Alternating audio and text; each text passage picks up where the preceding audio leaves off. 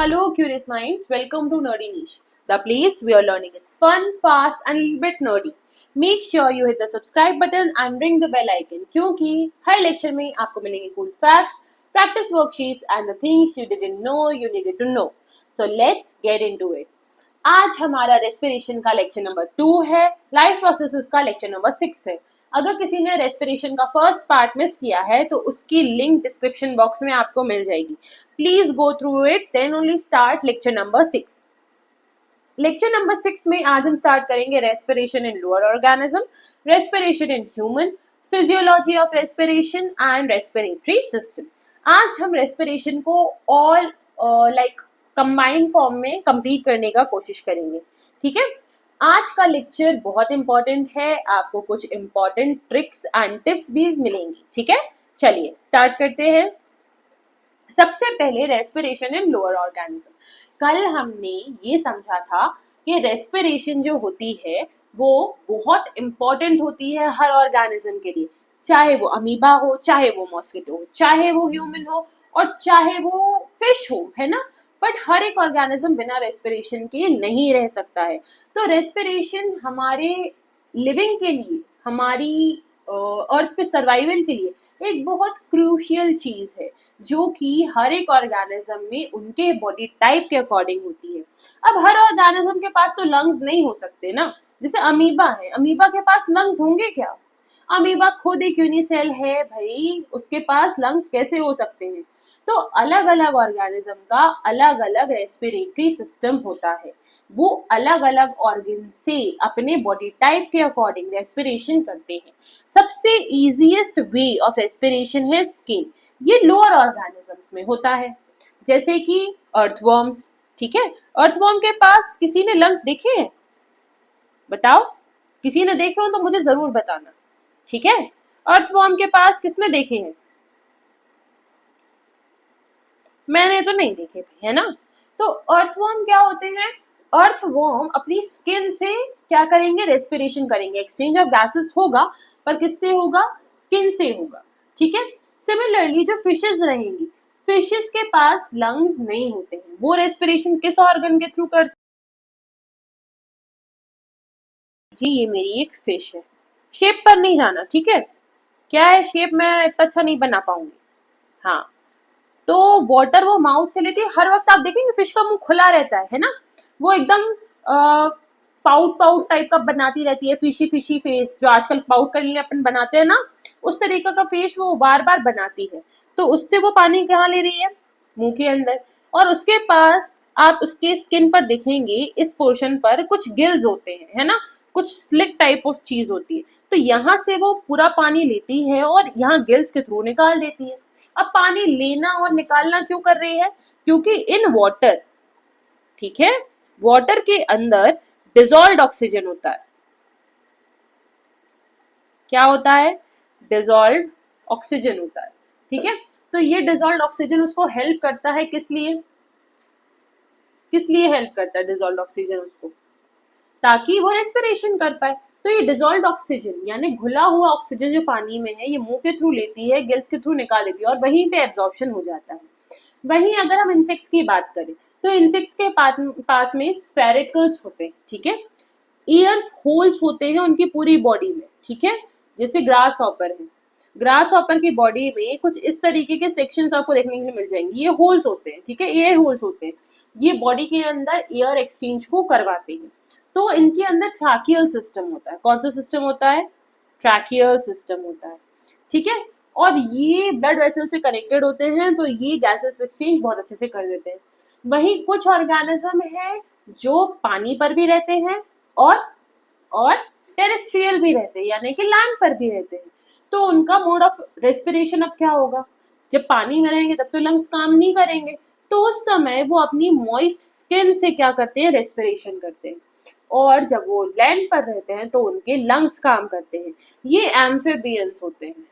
कौन होते हैं? Amphibians, like frog, like frog. ठीक है, तो ये चीज हमें पता होनी चाहिए कि लोअर ऑर्गेनिजम्स में किन किन वेज से रेस्पिरेशन होता है. ह्यूमंस में किससे होता है? लंग्स से, है ना. और हम स्टार्ट कहाँ से करते हैं? नॉस्ट्रल से, हमारे नोज से. ओके, चलिए आगे देखते हैं। आगे respiration in human. Human respiration में सबसे ज्यादा इंपॉर्टेंट पार्ट्स क्या होते हैं? सबसे पहले हमारी नोज, ठीक है, फिर आते हैं नॉस्ट्रल्स या नेसल कॉन्ट्रियर, देन फेरिंग्स, लेरिंग्स, ट्रैकिया या फिर विंड पाइप, ब्रोंचेस, ब्रोंचियोल्स, एल्वियोलाई।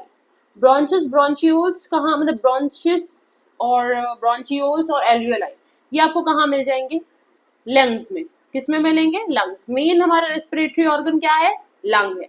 और इन लंग में एक लाइनिंग ये प्रेजेंट है, ये वाली, ठीक है, इसको हम क्या कहते हैं? डायफ्राग्राम। ये लेयर ऑफ मसल है जो कि ब्रीदिंग के साथ में कॉन्ट्रैक्ट होती है और रिलैक्स होती है, ठीक है। रेस्पिरेशन में हमने पढ़ा था कि रेस्पिरेशन में दो चीजें होती हैं, एक होती है ब्रीदिंग और दूसरी होती है सेल्यूलर रेस्पिरेशन। ब्रीदिंग यानी एक्सचेंज ऑफ गैसेस, और सेल्यूलर रेस्पिरेशन क्या होता है? सेल्यूलर रेस्पिरेशन जो कि सेल्स में होता है, जहां पर केमिकल प्रोसेस होती है। इसलिए मैंने बोला था कि अगर आपने पिछला लेक्चर नहीं देखा है तो जरूर देखें, क्योंकि उसमें ये सारी चीजें बहुत अच्छे से पढ़ाई है मैंने, ठीक है। तो केमिकल प्रोसेस होती है सेल्यूलर रेस्पिरेशन में, ठीक है। तो ह्यूमन रेस्पिरेटरी सिस्टम जो है ये बहुत कॉम्प्लेक्स है। जैसे अर्थवॉर्म है, तो अर्थवॉर्म में डायरेक्टली स्किन से हो रहा है, तो इतनी सारी ऑर्गन्स की जरूरत नहीं है, तो वो बहुत सिंपल मेथड है। बट यहाँ पर क्योंकि ह्यूमन बॉडी खुद बहुत कॉम्प्लेक्स है, तो इनका रेस्पिरेटरी सिस्टम भी बहुत कॉम्प्लेक्स होता है और इसमें बहुत सारी ऑर्गन्स इन्वॉल्व होती हैं। पर ये बहुत ही मतलब वील से सुलझा हुआ है, मतलब सुलझा हुआ इन सेंस बहुत वेल डिफाइंड है, ठीक है। बहुत ही वेल डिफाइंड सिस्टम है, यानी कि हर एक ऑर्गन का अपना अपना स्पेसिफिक काम है। कोई भी काम ऐसे झगड़ा नहीं हो रहा ऑर्गन्स के बीच में कि ये काम तुम्हारा है, ये काम तुम्हारा है। उनको अपना अपना काम पता है कि ये काम मुझे ही करना है, ठीक है। जैसे ब्रीदिंग में क्या होता है? इनहेलेशन ऑफ ऑक्सीजन होता है और एक्सहेलेशन ऑफ कार्बन डाइऑक्साइड होता है। तो वही चीज हमें वहां पे समझनी है कि इनहेलेशन क्या है, फिर हमारा सेल्यूलर रेस्पिरेशन क्या है और हर एक ऑर्गन के काम क्या क्या है। ये अगर समझ लिया तो रेस्पिरेशन आपका मान लो डन हो गया, ठीक है। चलिए तो अब अपन जरा रेस्पिरेटरी सिस्टम को समझते हैं। रेस्पिरेटरी सिस्टम के कितने ऑर्गन? एक नोज। अच्छा ये चीज मैं आपको बताना भूल गई, ये भी एक इम्पॉर्टेंट डायग्राम है। जैसे मैंने आपको उसमें बताया था ना डाइजेशन में कि डाइजेस्टिव सिस्टम बहुत इंपॉर्टेंट है, वो 5 मार्क्स में बन जाता है कभी कभी। ये भी आपका 3 मार्क 5 मार्क में क्वेश्चन आ सकता है, ठीक है, रेस्पिरेटरी सिस्टम से रिलेटेड। तो ये डायग्राम भी एक बार बना के जरूर जाइएगा, ठीक है। The human respiratory system involves the nose. Nose होती है, नोज तो सबने देखी ना, सबकी है। टच योर नोज, बचपन में करते थे ना एक्टिविटी फर्स्ट सेकंड क्लास में, when teacher told touch your nose, touch your ears, touch your toes. वैसे ही नोज हमारी बॉडी में बहुत ही ज्यादा इंपॉर्टेंट है, बिकॉज ये आपके नेसल कैविटी का क्या है? पैसेज है, यहाँ पे नेसल कैविटी खुलती है। नोज का काम क्या है? नोज आपका एक एक्सटर्नल स्ट्रक्चर है जो कि आपकी नेसल कैविटी को प्रोटेक्ट करता है। Now terms arises, what is nasal cavity? Nasal cavity is the वील से पोर्स, होल्स जो कि आपके नोज के अंदर है, ठीक है। ये आपको एयर को ब्रीद करने में, breathe in and breathe out, इसमें हेल्प करते हैं ना, breathe in and breathe out. जैसे ये अपन देखें,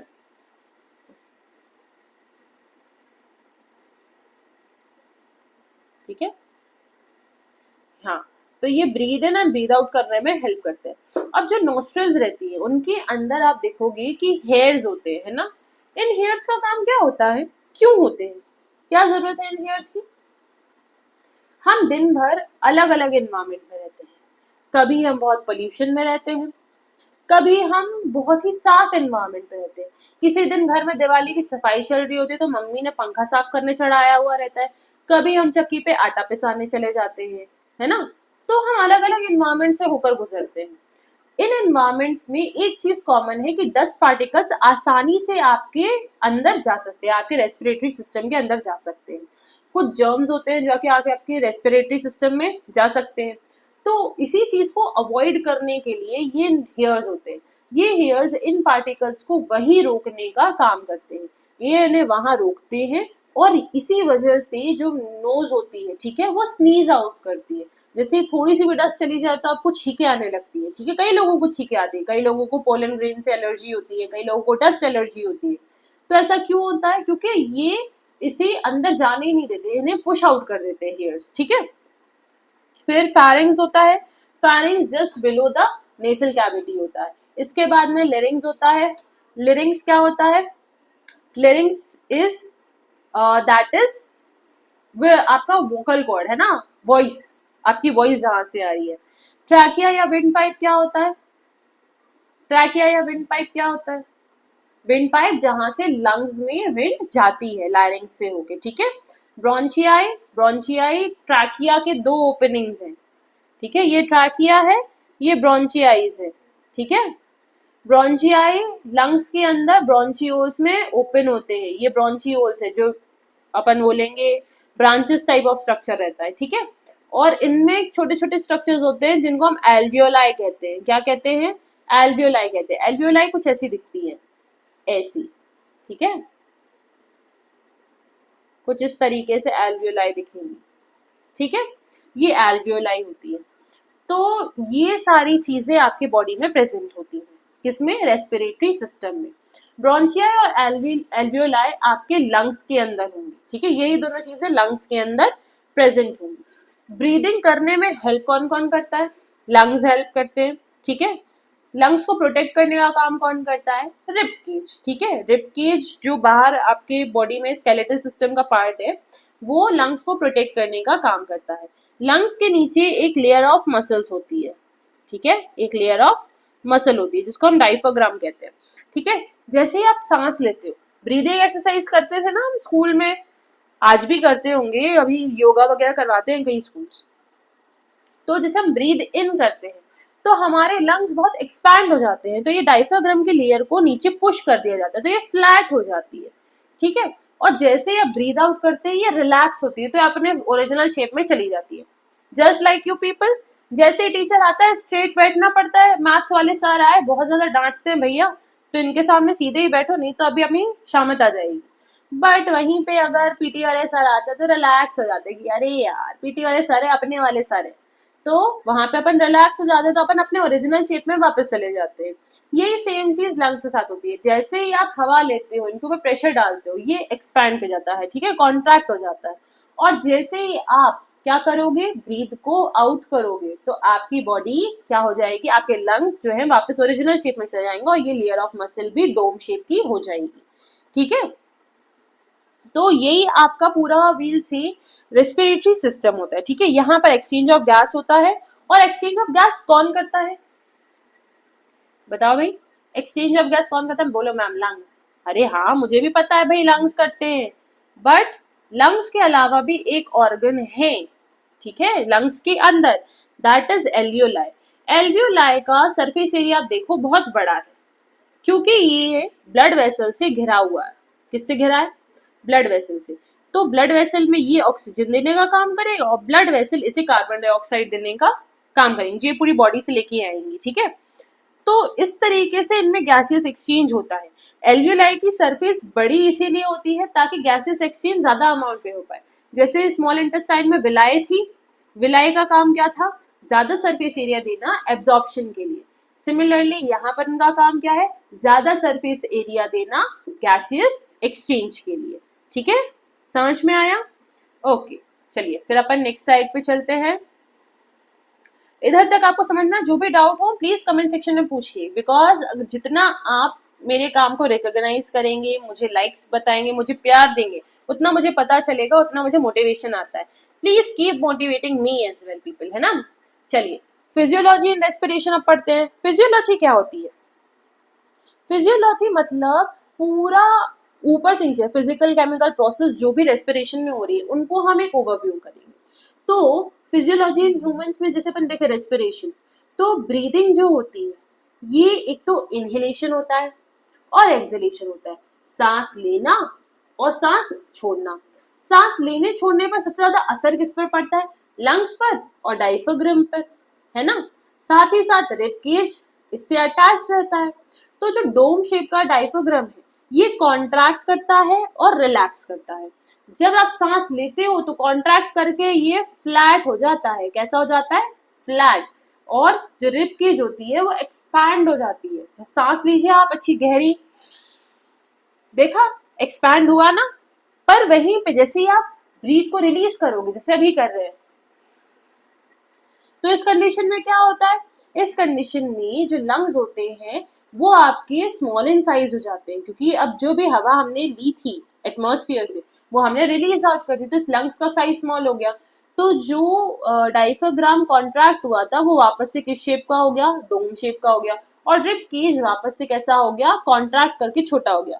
तो it relaxes and become dome shape again, ठीक है। and chest cavity contracts due to the action of intercostal muscle, ठीक है। और ये वॉल्यूम जो रहती है लंग्स के अंदर वो डिक्रीज हो जाती है, प्रेशर जो है वो इंक्रीज हो जाता है और एयर जो है वो लंग्स के बाहर निकल आती है। ये पूरी प्रोसेस एल्वियोलाई, मतलब इससे आपके जो एल्वियोलाई रहती है वो गैसेस एक्सचेंज करती है किसमें? ब्लड वेसल्स के अंदर। Inhaled air increase the concentration of oxygen in alveoli, so oxygen simply diffuse into the surrounding blood vessels, easy enough, ठीक है। आपने जैसी सांस ली अंदर ऑक्सीजन ज्यादा हो गया, और अंदर ऑक्सीजन ज्यादा हुआ तो एल्वियोलाई के पास ज्यादा ऑक्सीजन था जो कि वो ब्लड वेसल्स को दे पाए, ठीक है। फॉर एग्जाम्पल जैसे खाना है, ठीक है, घर में मम्मा ने पनीर मंगाया, तो जब मम्मी के पास में ज्यादा पनीर आया घर में, पापा ज्यादा पनीर की सप्लाई लेके आए घर में, तो ऑटोमेटिकली मम्मी वो आपको देगी। पर अगर एल्वियोलाई जैसे मम्मा के पास खुद के पास नहीं होगा तो वो आपको दे पाएंगी क्या? नहीं दे पाएंगी। सिमिलरली एल्वियोलाई के पास जैसे ही सांस ली तो ऑक्सीजन ज्यादा आया, ऑक्सीजन ज्यादा आया तो वो ब्लड वेसल में अपने आप डिफ्यूज हो गया। पर अगर ऑक्सीजन नहीं आता तो वो डिफ्यूज होता क्या? नहीं होता। इजी एंड सिंपल, इसमें कुछ ज्यादा सोचने का नहीं है, ठीक है। रेस्पिरेशन इन मसल कैसे होता है? मैंने आपको बताया था कल एनारोबिक रेस्पिरेशन के बारे में, जिसमें क्या बनता है? अगर एब्सेंस होता है तो उस कंडीशन में बनेगा अल्कोहल, ठीक है। और अगर थोड़ा सा लैक होता है तो बनता है लैक्टिक एसिड। पर इसमें लैक्टिक एसिड होने पर क्या होता है? There is cramp in muscle. तो रेस्पिरेशन इन मसल में एनारोबिक रेस्पिरेशन ही होगा, क्योंकि मसल के पास में ऑक्सीजन इनफ अमाउंट में कभी नहीं होती। ब्लड वेसल थोड़ी एक इनफ अमाउंट में मिल जाएगी, है ना। तो उनके पास एनारोबिक रेस्पिरेशन ही होता है। ग्लूकोज ब्रेक डाउन करता है कार्बन डाइऑक्साइड के प्रेजेंस में, जिससे क्या बनता है? लैक्टिक एसिड बनता है। जिससे लैक्टिक एसिड आपकी मसल्स में एक्यूमुलेट हो जाता है और आपके मसल्स को सॉर बना देता है, जैसे कि मसल मूव नहीं कर पाते, वहां पे क्या आ जाते हैं? क्रैम्प आ जाते हैं, ठीक है। तो दिस टाइप ऑफ रेस्पिरेशन को हम क्या कहते हैं? एनारोबिक रेस्पिरेशन कहते हैं। इनमें लैक्टिक एसिड का फॉर्मेशन होता है, ठीक है। इनमें लैक्टिक एसिड का फॉर्मेशन होता है, इसको हम लैक्टिक एसिड फर्मेंटेशन भी कहते हैं, ठीक है। ये चीज ध्यान रखनी है कि मसल में कौन सा रेस्पिरेशन होगा? एनारोबिक होगा, ओके। रेस्पिरेशन इन प्लांट कैसे होता है? रेस्पिरेशन इन प्लांट कैसे होता है? रेस्पिरेशन इन प्लांट्स होता है through the help of stomata. किसके थ्रू होता है? स्टोमेटा। पढ़ा है स्टोमेटा? मैंने बिल्कुल पढ़ाया है। लाइफ प्रोसेस जब स्टार्ट किया था तो मैंने स्टोमेटा ही पढ़ाया था।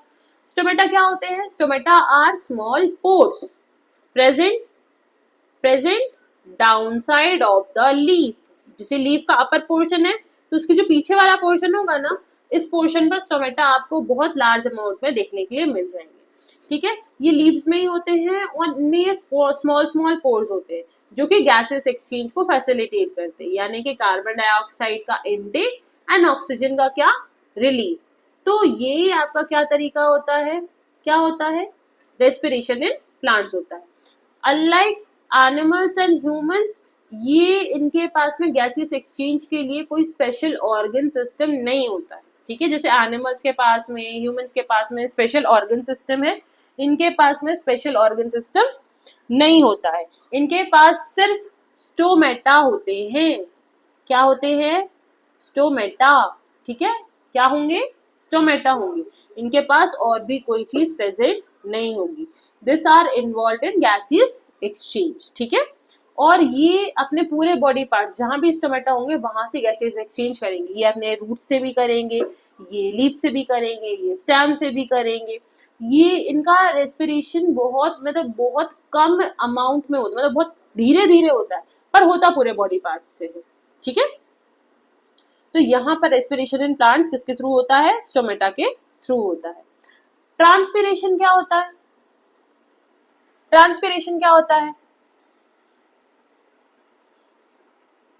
ट्रांसपिरेशन भी एक तरीके से गैसेस एक्सचेंज होता है, पर ट्रांसपिरेशन में गैसेस जो बाहर निकलेंगी वो होंगी वाटर वेपर H2O, ठीक है। अगर वाटर को पर ऐसे उबाल दो तो क्या होता है, वाटर को उबालने पे क्या होता है, उसका स्टेट चेंज में एवेपोरेशन होता है। सिमिलरली अगर एवेपोरेशन किससे होगा, लीव्स से होगा डायरेक्टली, किसका, वाटर का, तो उस कंडीशन में क्या होता है, क्या होता है, देयर इज ट्रांसपीरेशन, ठीक है। यानी कि डायरेक्टली लीव से गैसेस का, वाटर वेपर का उड़ना, उसको हम ट्रांसपीरेशन कहते हैं। ये मतलब प्रोसेस इसलिए होती है ताकि जो ऑस्मोटिक प्रेशर है, ठीक है, वो मेंटेन रहा है। व्हाट इज ऑस्मोसिस, ऑस्मोसिस पढ़ा है, नहीं पढ़ा। ऑस्मोसिस मतलब किसी भी लिक्विड का, ठीक है, किसी भी लिक्विड का क्या होना, एक जगह से दूसरी जगह पर मूवमेंट होना। यूजुअली कहाँ होता है इसका मूवमेंट, लोअर कॉन्सेंट्रेशन से हायर कॉन्सेंट्रेशन में, ठीक है। लोअर कॉन्सेंट्रेशन मतलब जहां कम गाढ़ा हो और जहां ज्यादा गाढ़ा हो, ठीक है। और ये किस में होता है, सेमी परमिएबल मेम्ब्रेन के थ्रू होता है। सेमी परमिएबल मेम्ब्रेन क्या होती है, ऐसी मेम्ब्रेन जो पानी को अलाउ करे आना जाना, जैसे कि स्किन, जैसे कि किशमिश, किशमिश की आउटर लेयर, जैसे कि चने की आउटर लेयर, पानी में डाल दो फूल जाते हैं।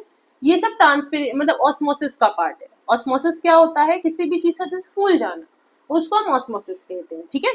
ट्रांसपिरेशन एक बायोलॉजिकल प्रोसेस है जिसमें हम वाटर वेपर प्लांट के एरियल पार्ट से क्या करते हैं, रिमूव करते हैं, ठीक है। ये स्टोमेटा के थ्रू होती है, जैसे कि ऑक्सीजन और कार्बन डाइऑक्साइड होती है, वैसे ही वाटर वेपर भी रिलीज होती है। अब जैसे कि यहाँ से मैंने पानी को क्या कर लिया, खींच लिया, तो ऑटोमेटिकली पानी क्या आएगा, पानी यहाँ से ऊपर आएगा। यहाँ से जैसे ही मैंने लोअर कॉन्सेंट्रेशन क्रिएट करी, यहाँ से वाटर वेपर उड़ गया, तो यहाँ पे सक्शन हुआ ना। स्ट्रॉ में कैसे करते हो, स्ट्रॉ में ऊपर पानी कैसे आता है, कोल्ड कॉफी कैसे आती है, स्टारबक्स गए, कोल्ड कॉफी पी, ठीक है, स्ट्रॉ ले ली, स्ट्रॉ में कैसे आई बताओ, आपने ऊपर उसको सक किया, ऊपर सक्शन हुआ ना, ऊपर किसी चीज ने उसको खींचा। सिमिलरली सनलाइट वाटर वेपर को ऊपर क्या कर रही है, खींच रही है, और जब वो वाटर वेपर को ऊपर खींचेगी तो ऑटोमेटिकली क्या हो जाएगा, तो ऑटोमेटिकली यहाँ से सक्शन होगा, तो यहाँ से पानी ऊपर की तरफ जाएगा, तो वाटर और मिलेगा हमारे बॉडी को, ठीक है, प्लांट बॉडी को। तो लॉस ऑफ वाटर भी हमारे प्लांट के लिए इंपॉर्टेंट होता है, पर ये रेगुलेट कर लेता है प्लांट अकॉर्डिंगली। जैसा जैसा मौसम होता है ये स्टोमेटा की क्लोजिंग और ओपनिंग को क्या कर लेता है, कंट्रोल कर लेता है। तो ये ट्रांसपिरेशनल पुल होता है, ये क्या होता है, ट्रांसपिरेशनल पुल होता है, ठीक है। Loss of water specially from leaf act as a straw effect and pull water towards upwards from the root.